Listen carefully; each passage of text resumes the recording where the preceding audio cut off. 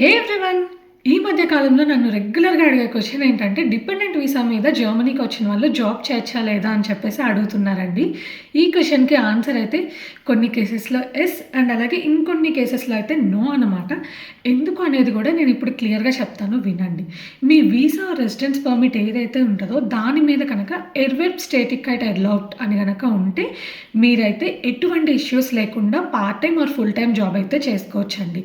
అదే not permitted అని ఉంటే గనక మీరైతే జాబ్ చేయడానికి కుదరదు.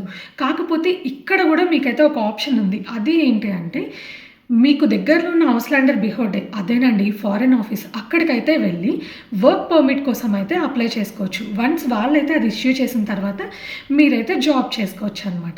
నేనైతే నా కెరియర్‌ని డిపెండెంట్‌గానే జర్మనీలో అయితే స్టార్ట్ చేశా అనమాట. అంతే కాకుండా ఇప్పుడు సక్సెస్‌ఫుల్‌గా రన్ చేస్తున్నాను. ఇలాంటి బోల్డ్ అండ్ జర్మనీ కబుర్ల కోసం అయితే మన ఛానెల్‌ని సబ్స్క్రైబ్ చేసుకోండి. Bye bye.